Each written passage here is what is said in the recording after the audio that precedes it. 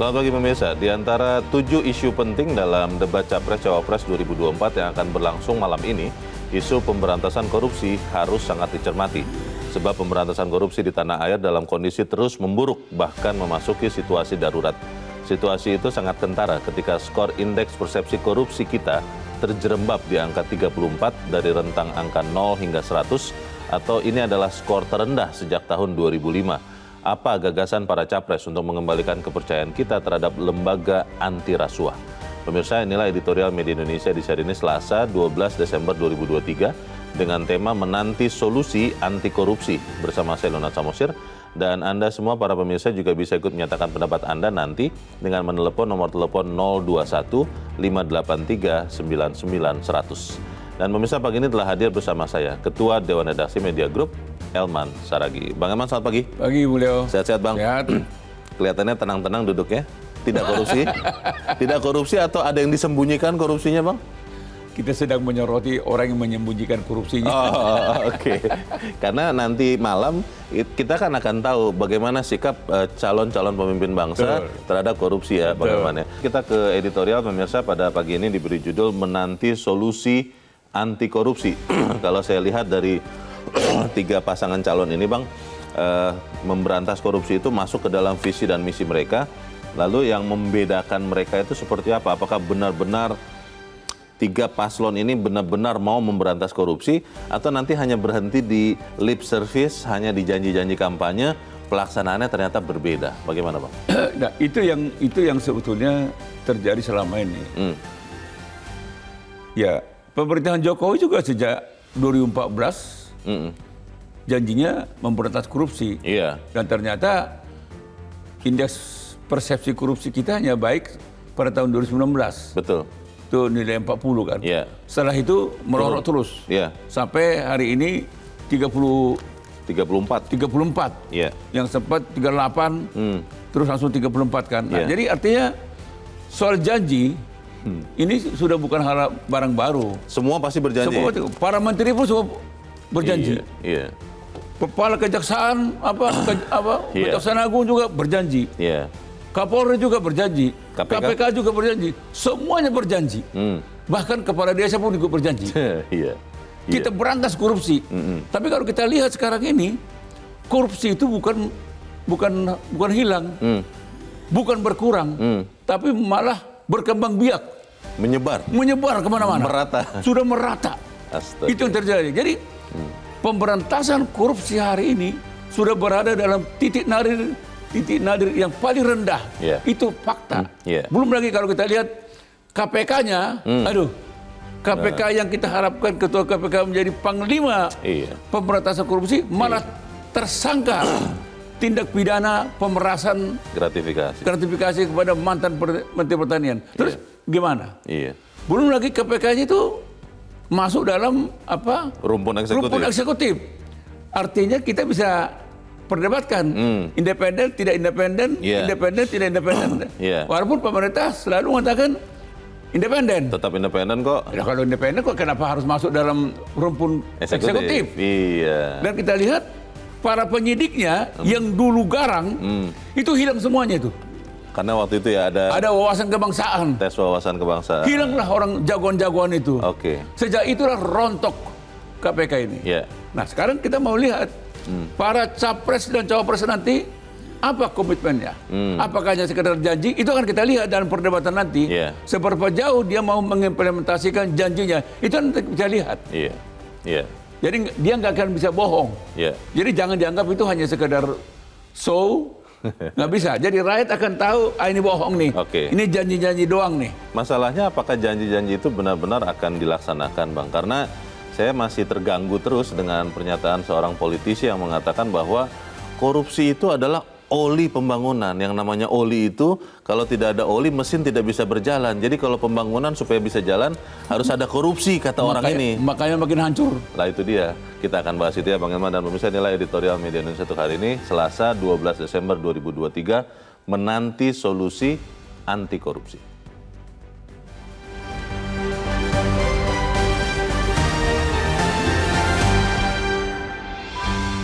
Menanti solusi anti korupsi.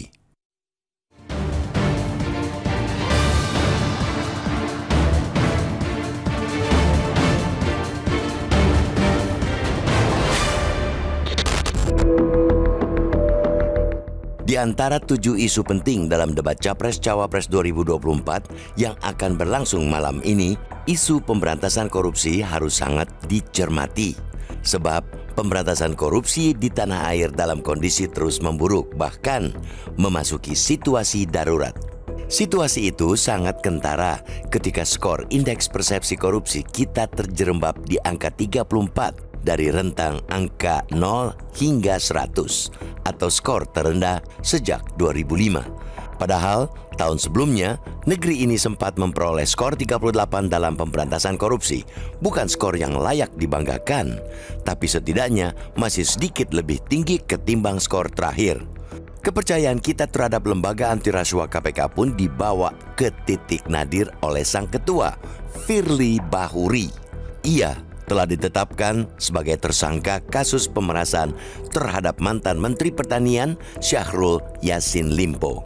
Apalagi kasus pemerasan diyakini merupakan puncak kejahatan korupsi dan itu menyeret nama pucuk pimpinan lembaga anti korupsi.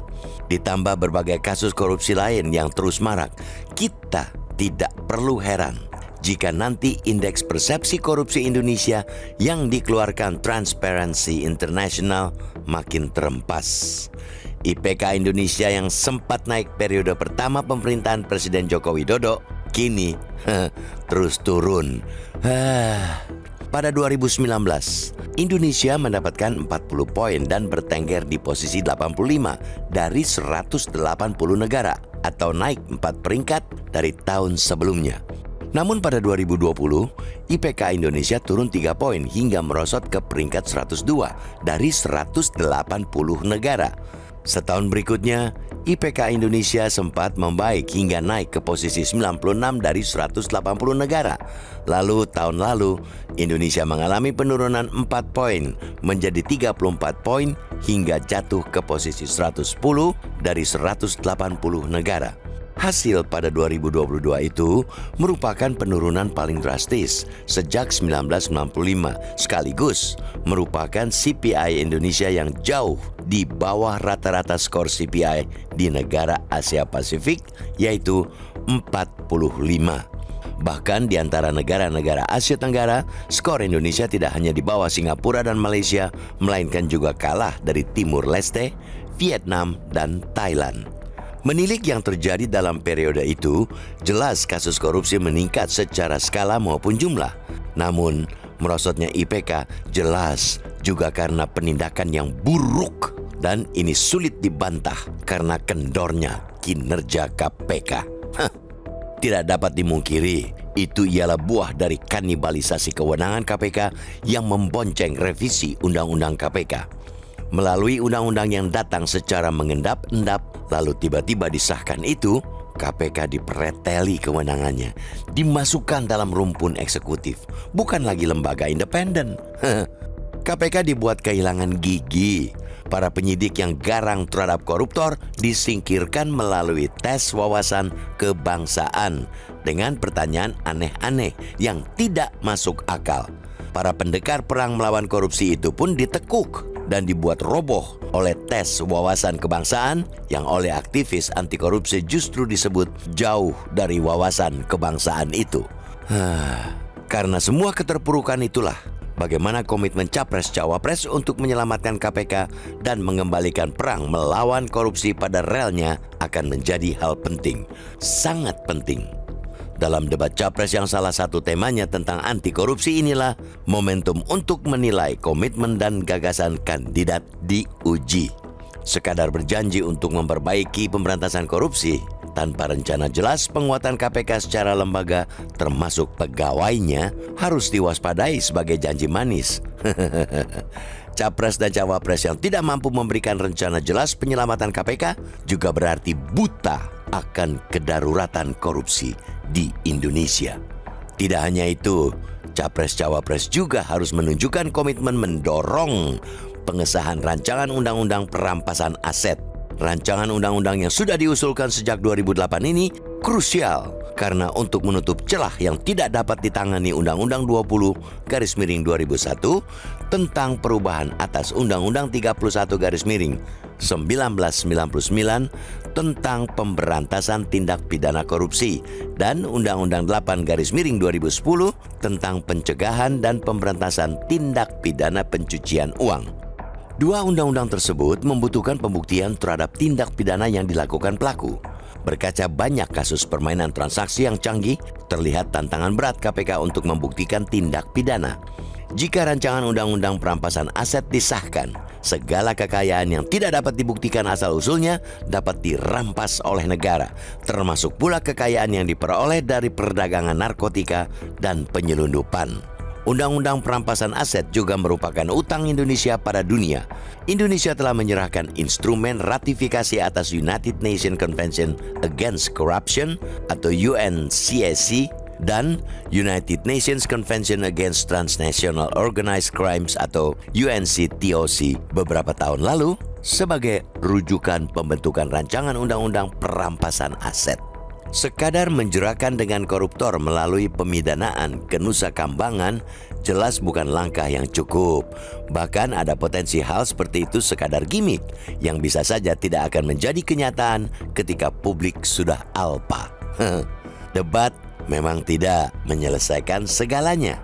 Tapi dari debat ini, publik bisa menimbang isi kepala para kandidat dan komitmen serius mereka dalam perang melawan darurat korupsi.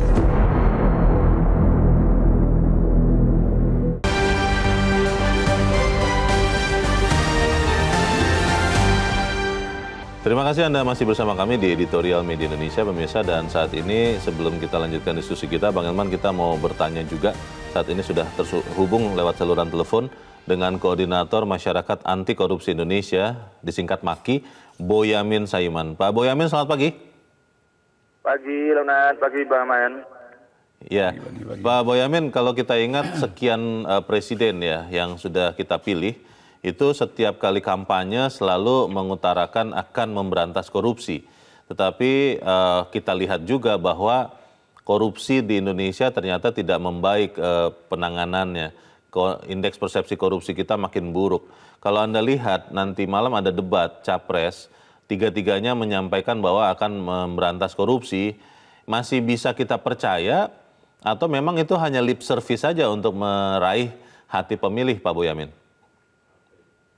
Satu aja sebenarnya yang utama, dari calon presiden itu menyatakan dengan tegas akan mencabut revisi Undang-Undang KPK yang tertuang dalam Undang-Undang nomor 19 tahun 2019. Itu aja.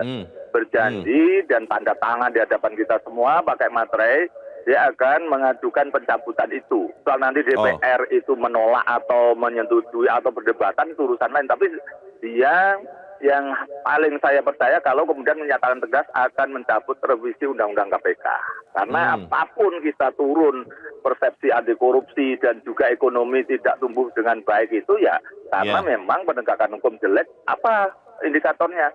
KPK yang sudah baik dipreteli. Orang melihatnya ini orang luar negeri, dalam negeri pun sama bahwa Indonesia mau menuju sesuatu yang buruk. Gitu loh. Jadi saya kemarin ini Leonard, hari anti korupsi dunia itu saya tidak mau melakukan apapun kecuali saya datang ke Hong Kong dan Filipina, merasakan Hong Kong bagaimana KPK-nya dulu hebat dan kemudian sampai sekarang hebat. Filipina itu ada skema untuk memberantas korupsi berkaitan dengan suap pemerasan, si pemberi dibebaskan, tidak jadikan tersangka sepanjang dia pasif, ada undang-undangnya dan ekonomi tumbuh karena orang melihatnya hukumnya benar ya. Kalau kita kan hukumnya jadi nggak benar sehingga ekonomi tumbuh hanya maksimal 5%. Oke, Pak Boyamin, berarti maksud Anda adalah yang kita akan harus pilih calon presiden yang berani mengganti Undang-Undang KPK dan mengembalikan KPK sebagai lembaga independen, tidak di bawah eksekutif. Itu maksud Anda, Pak? Iya, undang-undang yang lama itu sudah bagus sebagai independen. Kedua, pimpinan KPK penyidik dan penuntut. Sekarang kan bukan penyidik penuntut dan di bawah rumpun eksekutif. Nah, inilah yang kemudian puncak dari prestasi pelemahan ini adalah Pak Firly Bahuri jadi tersangka. Ya karena memang undang-undangnya menjadikan rumpun eksekutif mereka menjadi politis, menjadi ikut bermain sana sini segala macam pimpinan KPK-nya dan KPK-nya menjadi jeblok, ada tes wawasan kebangsaan. Udahlah, kalau ini mau memperbaiki hanya satu, cabut revisi Undang-Undang KPK. Siapa yang berani mengatakan itu akan saya pilih langsung.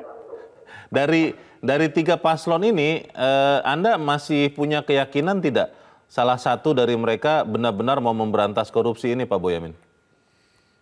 Ya, dari pernyataan-pernyataan jelas kok yang sebenarnya arah itu ada gitu. Dan pada posisi yang lain retorika itu, yang dua retorika menurut saya akan memberantas korupsi.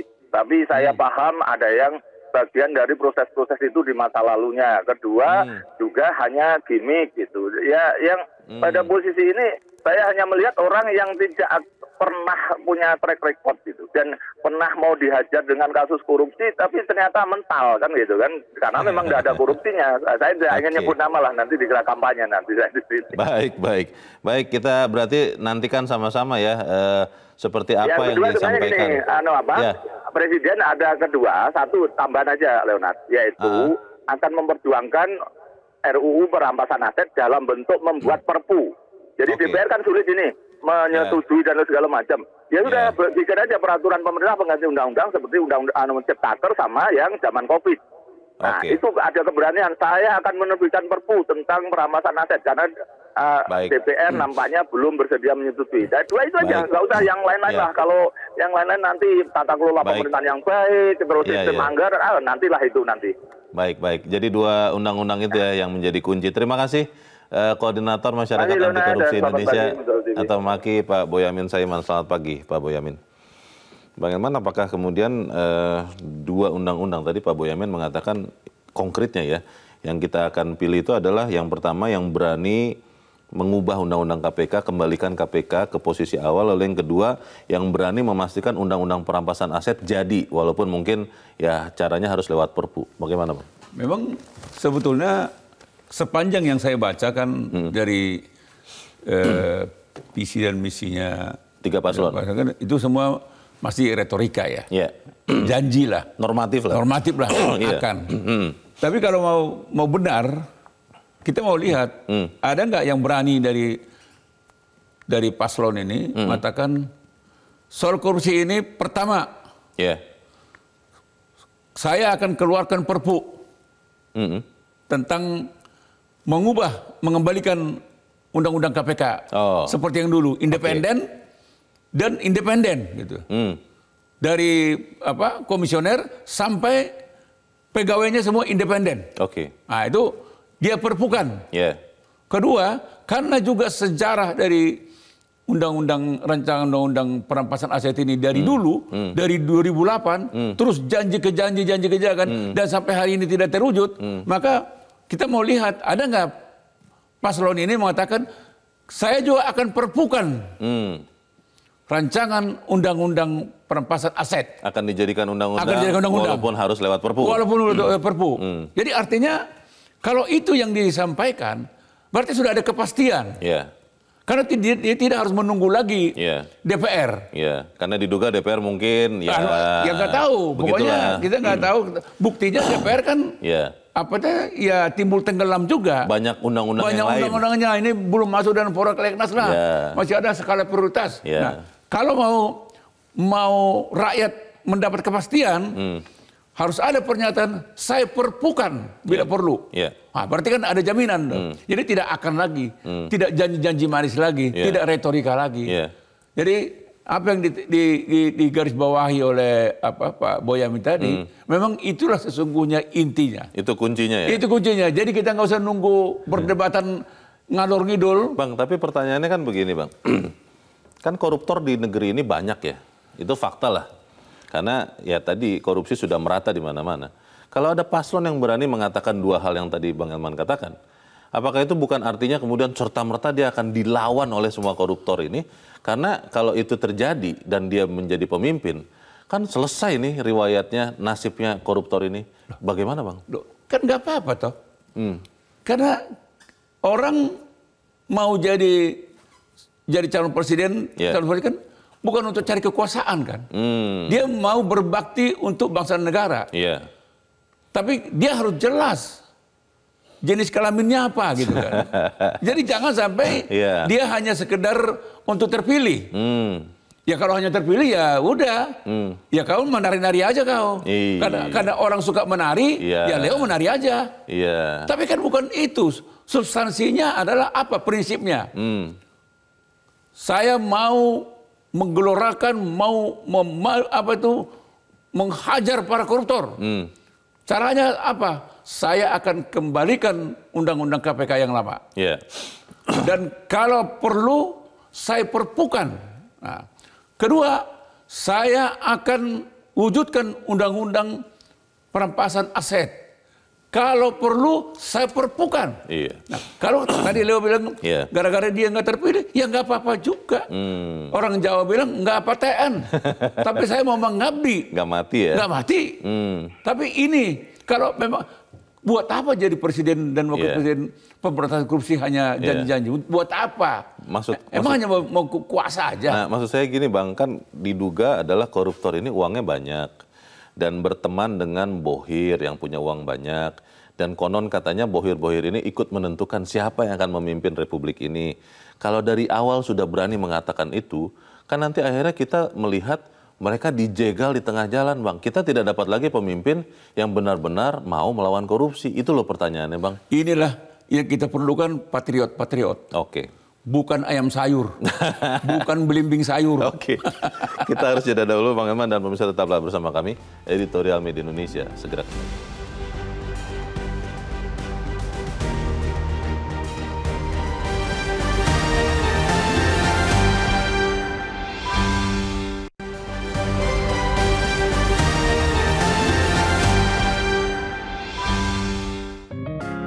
Media Indonesia mengajak Anda untuk mengakses fitur premium e-paper. Dengan sajian konten berbasis intelektual dan meneguhkan kebangsaan, Media Indonesia tampil dengan lebih dinamis melalui e-paper Media Indonesia yang dapat Anda akses kapan saja, di mana saja.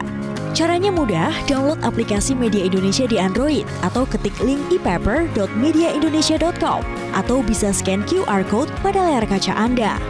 Klik tab e-paper di bagian samping layar tablet Anda. Daftarkan data diri, serta pilih paket perlangganan e-paper Media Indonesia sesuai dengan kebutuhan Anda. Nikmati juga bonus spesial tambahan 4 halaman rubrik fokus setiap hari. Semua bisa Anda dapatkan hanya di e-paper Media Indonesia. Untuk informasi lebih lanjut, hubungi customer service di nomor 0811 1201 2018 atau kunjungi media sosial @mediaindonesia. Media Indonesia, referensi bangsa. Terima kasih pemirsa, Anda masih bersama kami di Editorial Media Indonesia, dan sekarang waktunya kita, Bang Elman, untuk mendengarkan juga pendapat dari pemirsa Metro TV. Kita sudah terhubung dengan pemirsa Metro TV di Bagan Si Api-Api Riau, ada Pak Sugeng. Pak Sugeng, selamat pagi. Pak Sugeng di Bagan Si Api-Api Riau, selamat pagi. Selamat pagi Bang Leo dan Bang Sarigi. Ya, selamat pagi Pak Sugeng. Silakan Pak, pendapat Anda Pak. Kita sering membicarakan masalah korupsi. Ya.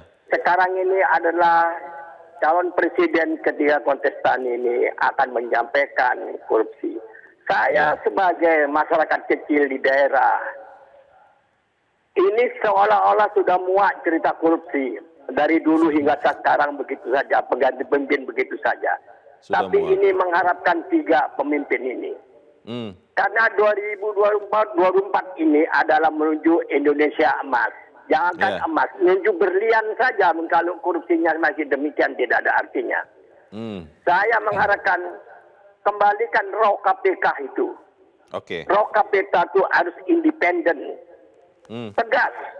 Saya dulu sudah merasa Firly ini jadikan KPK alamat akan terjadi sesuatu. Terjadi. Terjadi dia maling teriak maling. Jadi saya mengharapkan kepada calon presiden ini harus betul-betul mencabut undang-undang KPK, dikembalikan roh yang baru. Rohnya ini dikembalikan kalau memang KPK masih dipakai. Kalau memang KPK harus dipakai. Dan kalau KPK ini nanti dipilih kepada orang-orang yang betul-betul kompatibel, betul-betul orang yang ingin memperjuangkan bangsa ini. Bukan sekedar duduk jadi lembaga yang tertinggi KPK.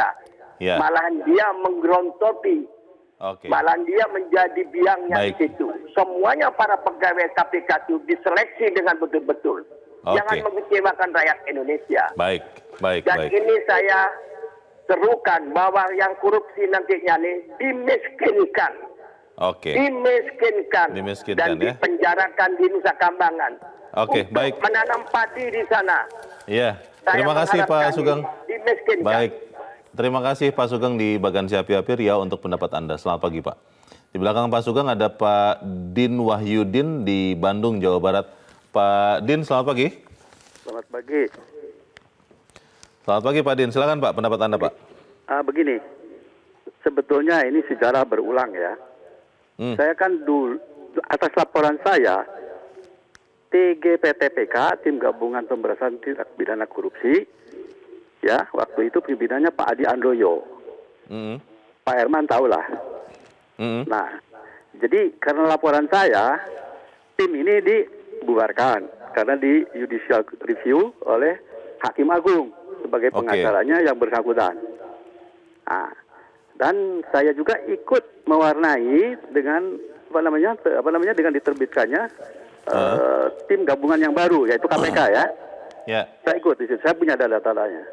Oleh sebab itu sekarang saya hanya ingin lebih kepada apa yang disampaikan oleh Mas Boyamin tadi, ya. Karena kita sudah jelas sih, di 3 konsensan tadi yang nampaknya yang jelas gitu, yang anti korupsi kan gitu. Nah itu saja pilihnya ya. Oke. Baik. Terima kasih. Baik. Terima kasih Pak Din Wahyudin di Bandung, Jawa Barat untuk pendapat Anda. Selamat pagi Pak. Di belakang Pak Din ada Pak Faisal di Malang, Jawa Timur. Pak Faisal, selamat pagi. Selamat pagi Bung Leo, selamat pagi Bang Elman. Selamat pagi Pak Faisal. Silakan Pak, pendapat Anda Pak. Kondisi darurat korupsi akhir-akhir ini Bung Leo, skor IPK-nya kan terendah ya. Itu kan berawal dari pelemahan KPK, baik sebagai institusi maupun personalia. Kan dirumahkan penyidik-penyidik yang berintegritas itu, Bung Leo. Ya. Dalam debat Capres-Cawapres nanti, masyarakat ini sedang menunggu solusi konkret, Bung Leo. Bukan sekedar retorik, retorika yang utopi. Dari paslon yang bisa mengembalikan peran KPK sebagai lembaga yang benar-benar independen. Tanpa ada cawe-cawe presiden terutama ini. Yang kedua, loloskan undang-undang perampasan aset, Bung Leo. Karena itu kan upaya memiskinkan koruptor. Sudah lama rakyat ini miskin gara-gara korupsi. Saatnya kita baliklah sekarang ini. Yang terakhir, Bung Leo, saya ada koreksi, Bung Leo, tentang debat itu. Yang pertama, koreksi di debat kedua nanti, itu kan topiknya tentang perekonomian, Bung Leo. Di sana ada keuangan, APBN, dan lain-lain. Lah, katanya Indonesia ini negara maritim dengan panjang laut 280.000 kilometer. Sayangnya, setelah saya kritisi, kok tidak ada topik tentang ekonomi maritim. Tidak masuk dalam materi debat. Tidak masuk. Nggak bisa, Bung Leo, kita ke materi keempat, sumber daya alam, karena karakteristik ekonominya kan berbeda. Yang terakhir, harapan saya, Bung Leo, debat nanti tercipta debat yang substantif, kompetitif, dan komunikasi yang tidak sekedar one way to it, tapi multi-way communication. Agar gagasan visi misi dan program bisa teruji, Bung Leo. Terima kasih. Terima kasih Pak Faisal di Malang, Jawa Timur. Selamat pagi Pak. Para pemirsa, dengan jeli Bang Elman memotret apa yang harus kita lihat dari Capres nanti malam pada saat debat untuk tahu komitmen sungguh-sungguh, bukan hanya retorika, bukan hanya normatif untuk melawan korupsi. Bagaimana Bang Elman? Jadi memang itu yang saya bilang, Leo. Dan ini sekaligus untuk melawan seperti hipotesanya Bung Leo toh. Apa itu Bang? Bahwa paslon yang akan komit untuk memberantas korupsi ini kemungkinan besar tidak dipilih karena para bohir-bohir tidak dipotong sama bohir-bohir dari awal. Nggak akan. Rakyat sudah jeli. Sudah cerdas ya? Sudah cerdas. Ya mungkin kalau ada nanti godaan kepada rakyat, ya kita nggak bisa larang ya. Tetapi rakyat pasti akan memilih paslon yang punya komitmen yang clear. Itu tadi. Mau nggak buat Perpu? Kedua undang-undang ini. Yeah. Kenapa ini penting? Seperti undang-undang perampasan aset. Yeah. Kalau ada undang-undang perampasan aset, Leo, itu mengembalikan kerugian negara akan signifikan. Karena apa? Aparat penegak hukum itu tidak perlu susah payah untuk membuktikan korupsinya dan tidak perlu menunggu proses dari BPK. Tidak perlu nunggu. Dia jaksa atau hakim tinggal penegak hukum, penyidik tinggal menyita. Bilang, kau buktikan asal usul harta kau ini. Begitu tidak bisa? Begitu tidak bisa, sita. Bahkan pada saat proses masih berlangsung ya, proses persidangan. Pokoknya tindak pidana aslinya masih berlangsung. Oke.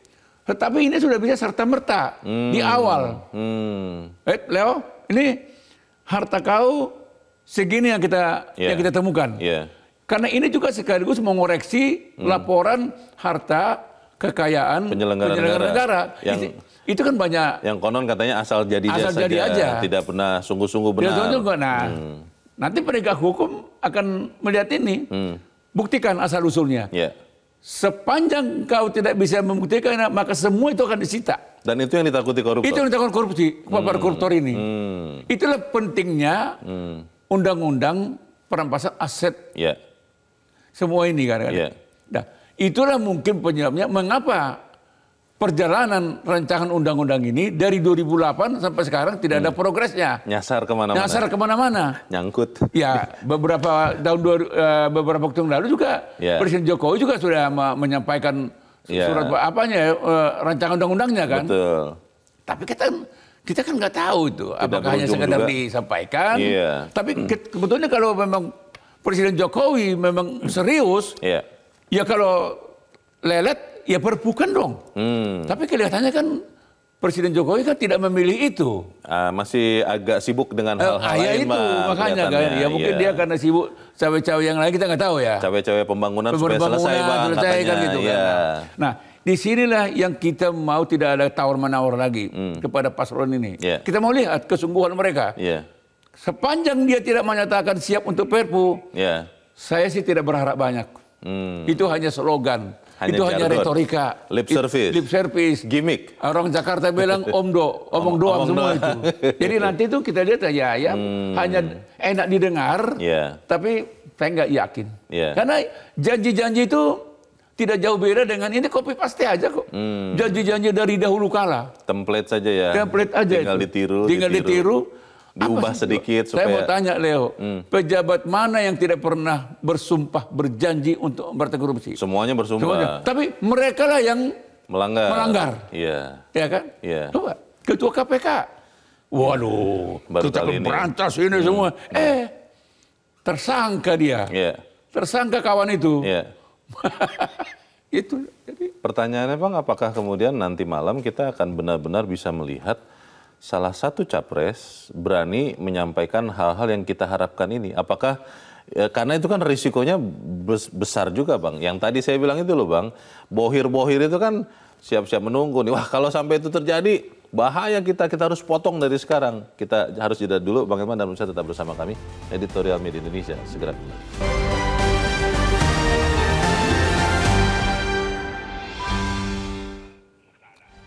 Terima kasih Anda masih bersama kami. Kita di bagian akhir diskusi kita pagi ini. Bang Herman, saya setuju dengan kita memilih capres yang berani dengan tegas mengatakan memperkuat KPK yang tadi undang-undangnya dikembalikan dan juga undang-undang perampasan aset. Tapi Bang, yang saya jujur khawatir betul, ketika itu disampaikan, saat itu juga menjadi tanda bahwa semua koruptor-koruptor yang uangnya masih banyak ini akan bekerja sama mengganjal orang ini supaya tidak jadi presiden, Bang. Nah, itu bagaimana, Bang? Nah, pertanyaannya memang itu yang saya katakan, kita tujuan kita bernegara ini apa? Kan gitu kan. Dan tujuan mereka menjadi presiden dan wakil presiden apa? Kan itu dulu. Kan tujuan utamanya karena bagaimana mensejahterakan rakyat. membangun bangsa dan negara ini kan gitu. Nah, bagaimana kita bisa mensejahterakan rakyat kalau koruptor merajalela? Dan negara ini bisa gagal loh. Betul-betul gagal ya? Gagal. Banyak contoh negara yang gagal gara-gara korupsi. Nah, apakah itu?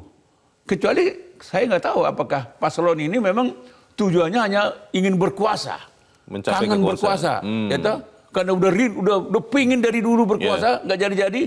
Ini kali harus berkuasa. Kalau memang hanya sekedar berkuasa, ya tamat Republik ini. Tidak akan berani mengatakan lawan korupsi secara sungguh-sungguh, Bang? Ya, kalau pernyataan itu tidak ada, ya jangan harap kita bisa memperbaiki indeks persepsi korupsi ini.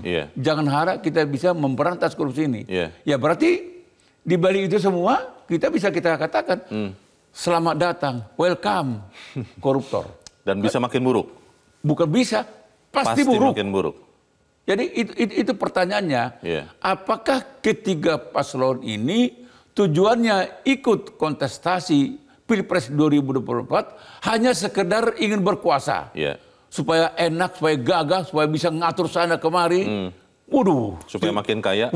Supaya makin kaya, dipuja-puji, kesana kemari pakai providers, dikawal. Waduh, bisa cawe-cawe. Apakah itu? Itulah yang terjadi hari ini, Leo. Jadi kita semua, coba Anda bisa bayangin. Orang kalau sakit, siap-siap aja. Siap-siap aja menderita. Karena saya kan sering lihat itu, bagaimana orang yang sedang antri di rumah sakit. Aduh. Jangan-jangan nanti semua prosedur yang sekarang sudah mulai benar, harus disertai uang, supaya kemudian kita bisa dapat yang merupakan hak kita, Bang. Ya, kalau memang korupsi ini nggak bisa diberantas, itu akan terjadi, Leo.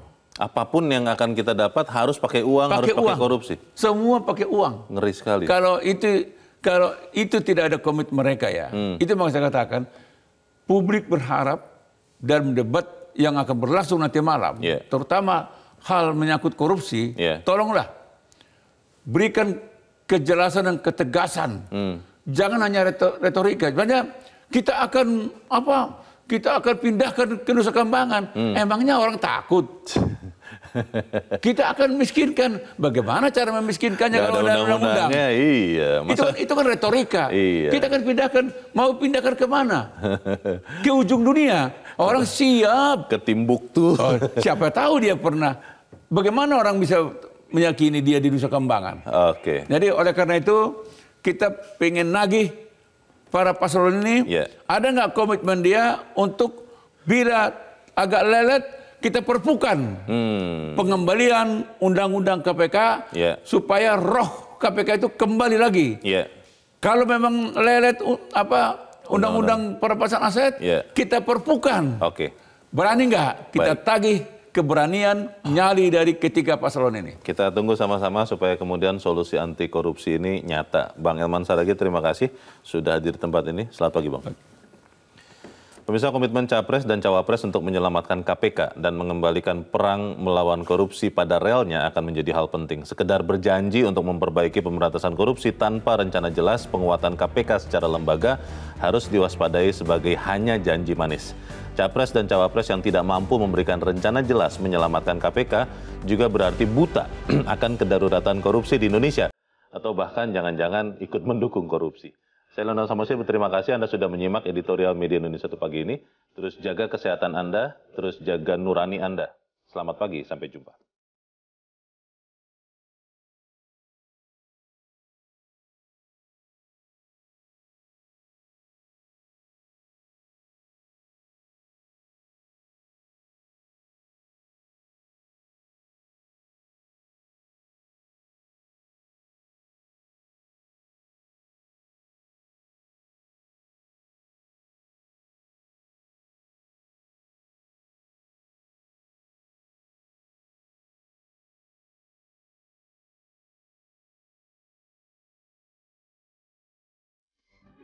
Metro TV.